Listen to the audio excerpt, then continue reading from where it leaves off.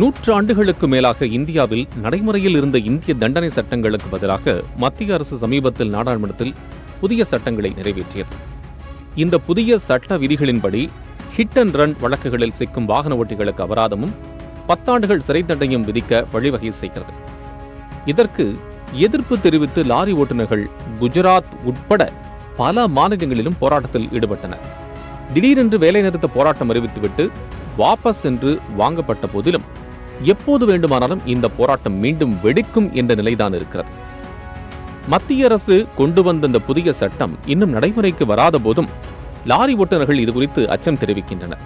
இதற்காக ராஜஸ்தான், மகாராஷ்டிரா, பஞ்சாப், ஹரியானா, மத்திய பிரதேசம், சத்தீஸ்கர், ஜம்மு காஷ்மீர், குஜராத்தினுடைய சூரத், வதோதரா உள்ளிட்ட பல பகுதிகளில் இந்தியா முழுவதும் உள்ள லாரி ஓட்டுநர்கள் பல பகுதிகளில் உள்ள லாரி ஓட்டுநர்கள் தங்களது அதிருப்தியை வெளிப்படுத்தியதோடு போராட்டத்திலும் குதித்தனர். சாலை மறியல் செய்ததோடு சில இடங்களில் வன்முறை சம்பவங்களும் அரங்கேறின. லாரி போக்குவரத்து திடீரென தடைபட்டதால் பெட்ரோல், டீசலுக்கும் மற்ற அத்தியாவசிய பொருட்களுக்கும் தட்டுப்பாடு ஏற்பட்டது.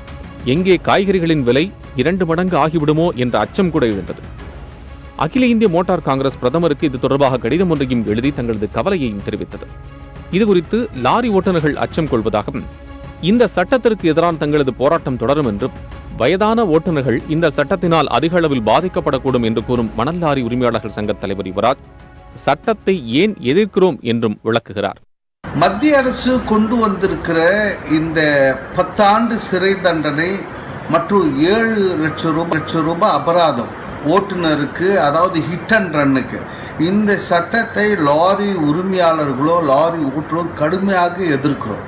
ஏன் எதிர்க்கிறோன்னா, ஒரு ஓட்டுநர் விபத்து நடந்த உடனே அங்கே இருந்து காவல் நிலையத்துக்கு கால் செஞ்சு காவல் நிலையத்தை அழைக்க வேண்டும்ன்றாரு. ஆம்புலன்ஸை கூப்பிட்டு அவங்க அடிப்பட்டவங்களோ இல்லை விபத்தில் இறந்தவங்களோ அங்கேருந்து ஆம்புலன்ஸ் கூப்பிட்டு பண்ணுன்றார். இந்த மாதிரி நிகழ்வு இப்போ இந்தியாவில் எங்கேயும் பண்ண முடியல. ஏன்னா ஓட்டுநர் தாக்கப்படுறாங்க. இந்த மாதிரி சூழ்நிலை இல்லைன்னா ஓட்டுநர் அருகில் இருக்கிற காவல் நிலையத்தில் போய் சொல்லணும், இல்லைன்னா மேஜிஸ்ட்ரேட் கிட்ட போய் ஆஜராகணும். இதெல்லாம் எப்படி ஒரு தமிழ்நாட்டை சேர்ந்தவன் பீகார்லேயோ இல்லை ஒரிசாலேயோ போகும்போது பாஷையே தெரியாது, அவன் ஹைவேல போகிறவன், அவன் விபத்து ஏற்பட்டால் அவன் நீதிமன்றத்தில் போய் சொல்ல முடியாது. இந்த மாதிரியான பல சிக்கல்கள் இருக்குது.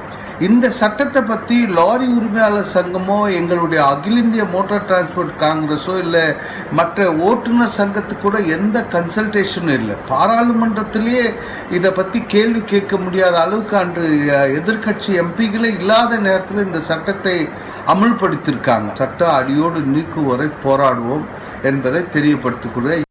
புதிய சட்ட வரையறைக்குள் லாரிகள் மட்டுமல்ல, ட்ரக்குகள், டாக்ஸிகள், கார்கள் போன்றவையும் இருக்கின்றன. அதனால் இந்த சட்டத்திற்கு தேவையான விளக்கமும் வாகன ஓட்டுநர்களுக்கான பாதுகாப்பும் தேவைப்படுவதாக ஓட்டுநர்கள் கருதுகின்றனர். எனவே ஒரு சட்டம் அமலாவதற்கு முன்னதாக அது குறித்த தெளிவு தேவைப்படுகிறது. அதை மத்திய அரசு மேற்கொள்ளுமா என்பதை பொறுத்திருந்து பார்க்க வேண்டும். மத்திய அரசும் லாரி ஓட்டுநர்களுக்கு பேச்சுவார்த்தைக்கான அழைப்பு விடுத்திருக்கிறது. பேச்சுவார்த்தை பலனளிக்க வேண்டும் என்பதும், போராட்டமோ வேலைநிறுத்தமோ அறிவிக்கப்பட்டால் அது பொதுமக்களின் தலையில்தான் விடியும் என்பதில் எந்த சந்தேகமும் இல்லை.